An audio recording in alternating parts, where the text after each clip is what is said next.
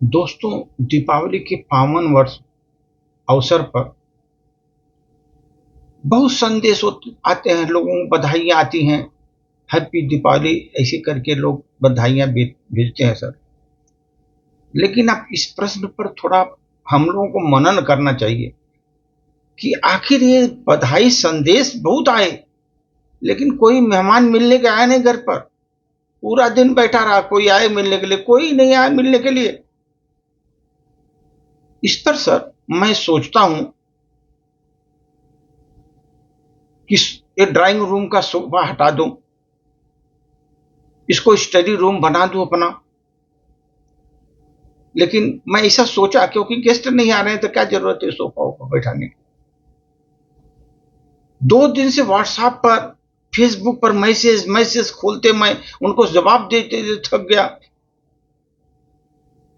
और हमारे हाथ जो है दर्द करने लगे लोगों को जवाब देते देते। संदेश आ रहे हैं, बधाइयों का तांता है वहां पर, लेकिन मेहमान लुप्त हैं। यही सबकी परिस्थिति है, हमारा नहीं, ये सबकी ऐसी परिस्थिति है सर। किसी के घर मेहमान नहीं, बधाइयों का तांता है, मेहमान नहीं आ रहे।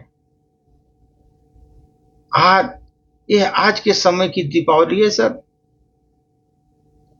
मित्रों पड़ोसियों को अगर छोड़ दें, अपने जो खास मित्र हैं पड़ोसियों को छोड़ दें, तो त्योहारों पर मिलने जुलने की परंपरा समाप्त हो चुकी है। जैसे समाप्त हो चुकी है मिलने जुलने की परंपरा। पैसे वाले दोस्त और अमीर किस्म के रिश्तेदार मिठाई या गिफ्ट भिजवा देते हैं एक पैकेट का।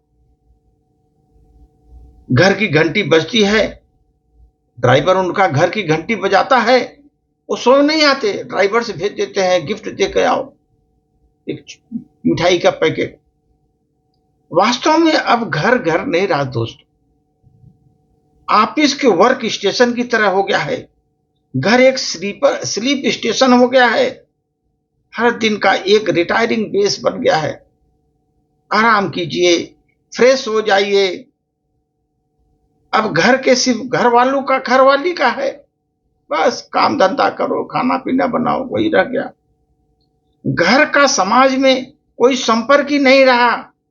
मेट्रो युग में समाज और घर के बीच तार शायद टूट गए। इस मेट्रो युग में हमें यह स्वीकार करना होगा दोस्त कि बचपन वाला घर नहीं रहा है वो। अब समाज के बीच, घर और समाज के बीच में एक बड़ा फैसला हो गया है। घर और समाज के बीच बड़ा फासला पैदा हो गया। वैसे भी विवाह अब मैरिज हॉल में हो रहे हैं, हम लोगों के बर्थडे मनाया जाता है कहीं हॉल में। बीमार से नर्सिंग होम में, बीमार हो गए तो नर्सिंग होम में कुशल क्षेम पूजी जाती है कि हाँ भाई कैसे हो। और अंतिम आयोजन के लिए सीधे घाट पर लोग पहुंच जाते हैं, टाइम नहीं उनको, सीधे मिलते हैं वहां पर। सच तो यह दोस्त, जब से डेबिट कार्ड और एटीएम आए हैं तब से मेहमान तो क्या, चोर भी घर में नहीं आ रहे हैं। क्या करें, डेबिट कार्ड आ गया, एटीएम आ गया, चोर भी घर में नहीं आ रहे हैं। मैं सोचता हूं चोर आया भी तो क्या ले जाएगा, क्या आएगा तो क्या ले जाएगा। फ्रिज, सोफा, पलंग, लैपटॉप, टीवी कितने में बेचेगा ले जाकर चोर। अरे रीसेल में तो उसका चौपट हो जाएगा, पूरा ओल्ड रेट में ही जाएगा एकदम। चोर को बचेगा क्या अगर वो लेके भी जाएगा तो। वैसे भी अब कैश तो एटीएम में ही है, इसलिए होम डिलीवरी वाला भी पिज्जा के साथ डेबिट मशीन लाता है, भाई बता दो इसमें डेबिट कर दो कितना है। सच तो है दोस्त, अब सवाल सिर्फ घर की संरचना को लेकर ही बचा है। क्या घर के नक्शे से ड्राइंग रूम की अवधारणा खत्म कर देनी चाहिए हम लोगों को, ड्राइंग रूम होना ही नहीं चाहिए। इस सवाल पर हम लोगों को चिंतन करना पड़ेगा कि ड्राइंग रूम निकाल दीजिए, कोई गेस्ट नहीं है, कोई नहीं आ रहा तो काहे ड्राइंग रूम। दोस्त देखो, पुल और दीवाल का दोनों का निर्माण में एक जैसा मटेरियल लगता है। पुल का और दीवार के निर्माण में दोनों में एक मटेरियल लगता है, एक ही जैसा मटेरियल लगता है, लेकिन पुल लोगों को जोड़ने का काम करता है। पुल क्या करता है? लोगों को जोड़ने का काम करता है। और दीवार क्या करती है? लोगों को अलग करने का काम करती है। जीवन में यही ध्यान रखिए, दोनों एक मटेरियल से बने हैं। पुल और दीवार दोनों मटेरियल सेम है, लेकिन पुल आपका लोगों को जोड़ने का काम करता है, दीवार जो है अलग करने का काम करती है। इंसान को भी भगवान ने एक जैसे ही बनाया है, एक जैसे बनाया है इंसान को भगवान ने।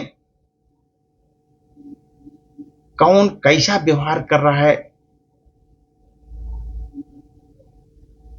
एक जैसे ही सबको बनाया है। भगवान ने बनाने में कोई कष्ट नहीं देखते, पूरा एक जैसे एक ही ढांचा बनाया है। लेकिन अब कौन कैसा व्यवहार कर रहा है उसके संस्कारों पर निर्भर कर रहा है। संस्कार ही नहीं है तो व्यवहार कैसे करेगा? उसको बोलने की ढंग ही नहीं, आना जाना नहीं, कुछ नहीं, क्योंकि संस्कार आजकल नहीं है। संस्कारी लोग मिलना मुश्किल हो रहा है आजकल। ये अब संस्कार पर ही निर्भर करता है, आपका व्यवहार उसके संस्कार पर निर्भर करता है, कितना बड़ा व्यवहारिक है वो। संस्कार ही आजकल पैदा नहीं हो रहे तो व्यवहार कैसे पैदा होंगे सर? धन्यवाद।